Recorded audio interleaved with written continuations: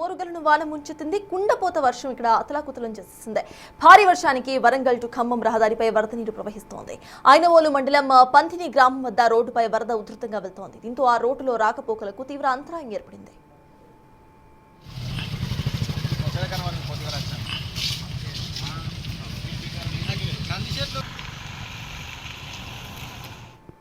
మోంతా తుఫాన్ కారణంగా హనుమకొండ జిల్లా కమలాపూర్ మండలంలో అన్నదాతలకు తీవ్ర నష్టం వాటిల్లింది. వరి పత్తి పంటలు తడిసి ముద్దయ్యాయి. రామశెట్టి దేవేందర్ బక్కిరెడ్డి అనే రైతుల పంట వాళ్ళ పంట చేలల్లోకి వరద నీరు వచ్చి చేరడంతో వరి దెబ్బతింది. చేతికొచ్చే సమయానికి అకాల వర్షాల కారణంగా నష్టం కలగడంతో రైతులు తీవ్ర ఆవేదన వ్యక్తం చేస్తున్నారు.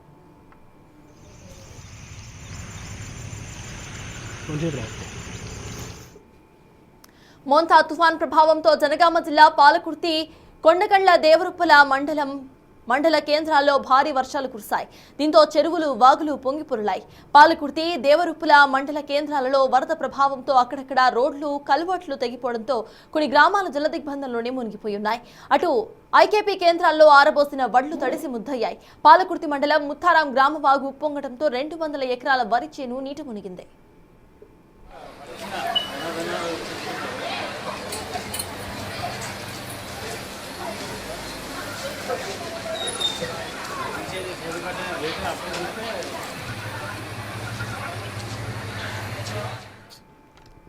ఓరుగలను వాన ముంచెత్తింది. అక్కడంతా కూడా జల దిగ్బంధంలోనే ప్రజలు ఇంకా కనిపిస్తున్నారు. దీనికి సంబంధించిన అప్డేట్స్ మా ప్రతినిధి వేణు అందిస్తారు. వేణు, చెప్పండి, ఇటు రైతులకు ఇటు నష్టపరిహారం అందించే విధంగా ఇటు గవర్నమెంట్ ఎటువంటి జాగ్రత్తలు తీసుకుంటోంది? అట్ ద సేమ్ టైం రైతులు ఏమంటున్నారు? అండ్ ఇప్పటికైనా అక్కడ కాలనీస్ లో మునిగిపోయిన కాలనీస్ వాళ్ళు బయటకు వచ్చే పరిస్థితి అక్కడుందా? ప్రస్తుతం అయితే వర్షం దాదాపు రాత్రి 11 రోజు అంటే ఇప్పటికీ 13 గంటల సమయం పట్టింది వర్షం తగ్గి. కానీ వరద నీరు ఇంకా అటు గ్రామాలను అదేవిధంగా సిటీ నగరాలను కూడా వీయట్లేదు. ప్రస్తుతం మనము వరంగల్లోని శివనగర్ వద్ద ఉన్నటువంటి అండర్ బ్రిడ్జ్ జంక్షన్, ఇది వరంగల్ ఖమ్మము 563 రహదారి ఇక్కడి నుంచే మొదలవుతుంది. సో ఇక్కడ అండర్ బ్రిడ్జ్ ప్రాంతాన్ని చూడొచ్చు. కంప్లీట్గా భారీ స్థాయి వరద రావడంతో ఇక్కడ నుంచి రాకపోకలు నిలిపివేశారు. ఇక్కడ నుంచి బైపాస్ చేస్తున్నారు. సో వెహికల్స్ అన్నింటినీ కూడా చింతల్ బ్రిడ్జ్ నుంచి కిలావరంగల్ ద్వారా అక్కడ నుంచి ఖమ్మానికి బైపాస్ చేస్తూ వెహికల్స్ని ఇక్కడ నుంచి రాకపోకలు నిషేధించారు. సో మనం ఇదంతా చూస్తే దాదాపు 13 గంటలు పూర్తయినా కూడా వరద ఈ స్థాయిలో ఉండడం ఇదే మొదటిసారి అని చెప్పుకోవచ్చు.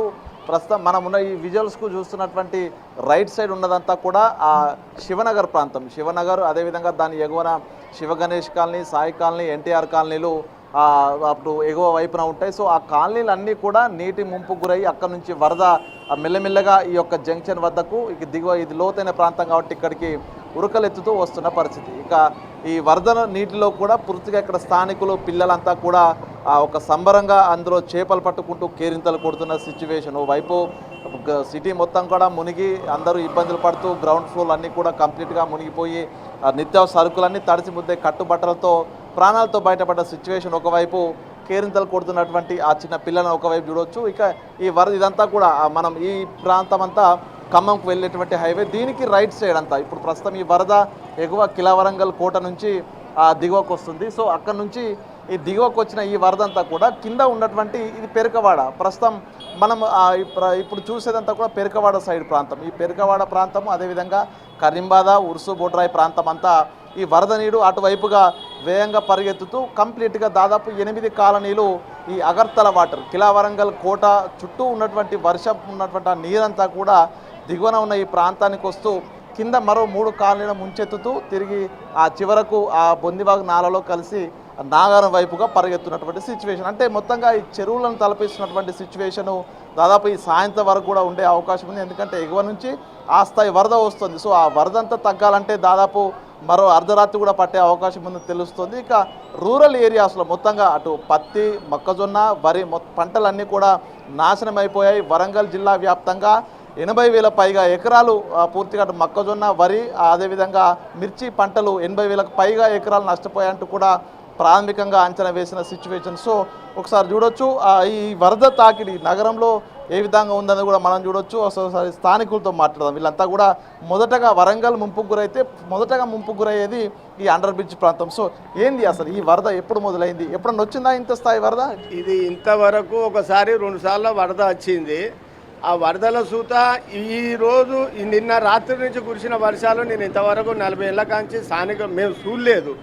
ఇక్కడ శివానగర్లో నల్లాలు కబ్జా చేసి కట్టుడు, ఈ బొందివా కట్టుడు అన్ని ప్రాంతాలల్లో ఇప్పుడు సాగరాసుకుంటా. కానీ మెయిన్ పెరకవాడ సమస్య ఇప్పుడు ఇది ఉన్నది. ఇక్కడ సార్ చూడండి మీరు, ఇప్పుడు ఇది ఉన్నది. దీన్ని అక్కడ పొక్కలు చేసేది ఉంటే నీ వాటర్ అన్నీ అటు పోతుంది, అటుకెళ్ళి చేసినా పోతుంది, ఆ కట్టమై సభకి వెళ్ళి చేసిన సూత పోతుంది.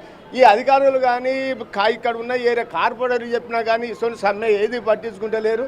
పెరకవాడ ప్రాంతంలో మేరవాడ అని ఉన్నది. మేరవాడలో రోడ్డెత్తు నీళ్ళు వచ్చినాయి, మొత్తం సమానం జరిసిపోయింది. చాలా పెద్ద మనుషులు ఉన్నారు. దీన్ని పట్టించుకున్న దానికి ఒక రాజకీయ నాయకుడు చూద్దా ఎవ్వరు ఇంతవరకు రాలేదు. వాళ్ళ పరిస్థితి చూద్దా మేము ఎన్నోసార్లు చెప్పినాం, ఈ మొర పట్టించుకొని మాకు కథ చేయాలి, మాకు ఇది సహకారం చేయాలి అన్నా కానీ ఇంతవరకు వస్తాంది తడతానే పోతానే. కానీ రాత్రి ఎంతవరకు వచ్చినాయి మీకు? ఎట్లా ఉన్నారు? అసలు ఉన్నారా? ఇళ్లలో ఉన్నారా? కింద ఉన్న వాళ్ళ పరిస్థితి ఏంది? ఎటు వైరాలంట పరిస్థితుల్లో బంధువులలో ఉంటే ఇంటికి పైకప్పులోకి వెళ్ళి పండుకున్నారు. కొంతమంది మా ఇంట్లో చూద్దాం మాకు కొద్దిగా ఆశ్రమం ఇచ్చి వాళ్ళని చూద్దాం మేము పండ పెట్టుకున్నాం. ఇక ఇటువంటి పరిస్థితి చూద్దా ఇట్లా వస్తాన చూద్దా ఎవరు చూద్దా దీనికి సహకారం చేసేది అనేది లేదు. ముందుగా నాలాల గురబేసుకొని ఇటువంటి ఉంటే అది ఎత్తు బాబా తక్కువ చేసుకుంటే ఈ నీళ్లు ఉండనే ఉండేవి. అంటే ఏంటి అసలు ఇక్కడ ముంపు కారణం అనేది ఓన్లీ నాలాల సమస్య? నాలాల సమస్య. ఇక్కడ ఎత్తు పెట్టిండి, అక్కడ అది ఆ ఎత్తు వల్ల పోతలు అక్కడ 2 పొక్కలు చేయాలి. పొక్కలు చేస్తే ఈ నీళ్ళన్నీ అడిపోతాయి. మళ్ళీ లేకపోతే అక్కడ కూలదేం కాలే. ఆ చేపలు అమ్మే కాడ ఆ డబ్బాలు తీసేయాలి. అక్కడ టాయిలెట్ ఉన్నది, టాయిలెట్ మన బాత్రూమ్లు ఉన్నాయి, అక్కడ అభివృద్ధి తీసేస్తే ఈ పరిస్థితి ఈ పెరకవాడకు ఇటువంటి వాటర్ అన్నదిగా రాదు. అది మొత్తంగా మరి అధికారులు వచ్చిర్రా, తిరుగుతున్నారు ఈ ముంపు ప్రాంతాలన్నీ, అక్కడ పునరావాస కేంద్రాలు ఏర్పాటు చేసి నిజంగా ఎవరు నచ్చి తీసుకెళ్లారా? ఇటుకెళ్ళి ఇంతవరకు అయితే అధికారులు మాకెళ్ళి అయితే ఏరియాకెళ్ళి అయితే రాలేదు. మా అటుకెళ్ళి మీద ముంపు బాగా ఉన్నకెళ్ళి చూస్తా మా సమస్య వాళ్ళు వచ్చింది రాంది మనకు తెలియదు. ఇంతవరకు అయితే మా పెరకవాడకెళ్ళి అయితే రాలే. సో ఇది స్థానికుల వర్షం పెరకవాడ ఏరియాలో మొత్తంగా ఈ నాలాల కబ్జా, నాలాల సరైన నిర్మాణం లేకపోవడం, నిర్వహణ సరిగా లేకపోవడమే ఇక్కడ వరద ముంపు. యాక్చువల్గా స్థానికులు చెప్పిన దాని ప్రకారం మనం చూడవచ్చు, ఇదంతా కూడా పెరకవాడకు వెళ్ళేటువంటి రోడ్డు. సో ఇక్కడ ఉన్నటువంటి ఈ ప్రధాన హైవే రోడ్డు కంటే కూడా ఎత్తుగా ఆ పెరకవాడ రోడ్డు నిర్మాణం చేశారు. సో అక్కడ డ్రైన్ నిర్మాణం కూడా సైడ్ డ్రైన్ లేకుండా కంప్లీట్గా ఆ రోడ్డు డ్రైన్ లేకుండానే రోడ్డు నిర్మాణం జరిగింది. సో అందుకే ఈ నీళ్ళంతా కూడా సునాయాసంగా దిగువ ప్రాంతానికి వెళ్లకుండా ఇక్కడనే స్టాగ్నేట్ అవుతుండడంతో వరద తీవ్రత పెరుగుతుంది, ముంపు తీవ్రత పెరుగుతుంది. సో ఎగువన ఉన్నటువంటి అగర్తల నుంచి మొదలుకుంటే దాదాపుగా 4 కాలనీలు, ప్రస్తుతం ఈ జంక్షన్ నుంచి మొదలుకుంటే ఇదంతా పొందివాగులోకి వెళ్లే వరకు మరో 3 అంటే 7 కాలనీల ముంపుకు ప్రధాన కారణము ఇక్కడ నాలాల నిర్వహణ సరిగా లేకపోవడం, అసలు రోడ్లకు ప్రతి రోడ్డు వెంట డ్రైనేజ్ సిస్టమ్ సరిగా లేకపోవడం చూస్తాం. నిన్న ప్రస్తుతం మొదటిసారిగా మొదట్లో 9 గంటలకు వర్షం మొదలైనప్పుడు 11 గంటల సమయం వరకే ఇక్కడికి వరద చేరుకుంది. ఆ అండర్ బ్రిడ్జ్ ప్రాంతం అంతా కూడా పూర్తిగా ముంపుకు గురైంది. సో అప్పటి నుంచే రాకపోకలు నిలిపివేసిన పరిస్థితి. గత నెలలో కూడా ఆర్టీసీ బస్సు ఆ ఏరియాకు రాగానే పూర్తిగా మొరాయించడము, అక్కడనే ఆగిపోవడంతో దాదాపు 42 మంది ప్రయాణికులను స్థానిక పోలీసులు తాడు సాయంతో అండర్ బ్రిడ్జ్ నుంచి తెల్లవారుజామున 4 గంటల పంతో రక్షించిన పరిస్థితి. అంటే ప్రమాదాలు జరిగేందుకు ఒక హాట్స్పాట్ల లాగా ఈ ఏరియా మారింది. ఇక వర్షం వచ్చి వరద కనుక అక్కడికి ముంచెత్తితే పూర్తి స్థాయి లోపల వాహనం వస్తే మాత్రం వాళ్ళు అక్కడ ఉంటారు, అసలు క్షేమంగా బయటకు వస్తున్నటువంటి ఒక సిచ్యువేషను ఈ ఏరియా అంతా. ఇది ప్రధాన జంక్షన్, వరంగల్కు నడిబొడ్డు ఉన్నటువంటి ప్రధాన జంక్షనే ఈ యొక్క అండర్ బ్రిడ్జ్ ప్రాంతం. సో ఇక్కడ సరైనటువంటి నిర్మాణాలు లేకపోవడమే ఈ యొక్క ముంపు గురవుతుంది.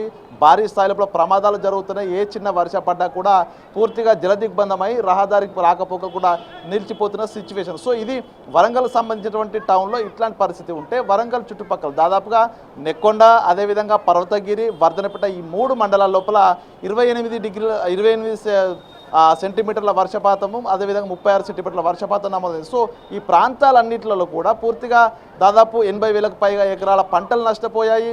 ప్రస్తుతం ఈ హైవే నుంచి దాదాపు ఒక 10 కిలోమీటర్లు వెళ్తే మనకు ఐనవోలు ప్రాంతం వస్తుంది. సో ఐనవోలు ప్రాంతం వద్ద ఆ బైగోన కురిసిన భారీ వర్షానికి హైవేపై నీరు వెళ్తుండడంతో ఆ పంతిని శివారు లోపల రాకపోకలు నిలిపివేశారు. ప్రస్తుతము అటు వరంగల్ నుంచి ఖమ్మం వెళ్ళడానికి బైపాస్ ఆల్టర్నేటివ్ వేసుకొని వెళ్ళినా కూడా ప్రస్తుతం పంతిని దగ్గర మళ్ళీ ఆగాల్సిన సిచ్యువేషన్. అంటే ఈ హైవే మొత్తంగా కూడా పూర్తిగా ముంపుకు గురవుతూ ఒక రవాణా వ్యవస్థ అయితే స్తంభించిపోయినటువంటి సిచ్యువేషన్. మరోవైపు ఈ యొక్క ముంపు గురైనటువంటి ప్రదేశాల లోపల ఆల్టర్నేట్గా ఆ నాళాలను ఇప్పటికైనా కూడా వెడల్పు చేయడము, లేకుంటే అందులో పేరుకుపోయినటువంటి వ్యర్థాలను తొలగించడం చేస్తూ ప్రస్తుతం ఈ కాలనీల నుంచి వస్తున్న నీళ్ళంతా కూడా దిగువ ప్రాంతానికి వెళ్ళి బొందివాగు నాలలో కలిసిపోయి అది నాగారం చెరువులోకి వెళ్ళి ఇక ముంపు ప్రభావం తగ్గేది. కానీ ప్రస్తుతం ఇప్పుడున్నటువంటి సిచ్యువేషన్ చూస్తే ఎగువ నుంచి వస్తున్న వరదను చూస్తే దిగువకి వెళ్ళే వరద చాలా తక్కువ శాతం ఉంటుంది. అంటే వరద అంతా కూడా ఇక్కడే స్టాగ్నేట్ అవుతున్నటువంటి సిచ్యువేషన్. సో దీంతోనే ఈ వరదంతా వెళ్ళి బ్యాక్ వాటర్గా ఆ రివర్స్ వెళ్తుంది, కాలనీ లోపలికి వెళ్తుంది. కాలనీలో నీళ్ళ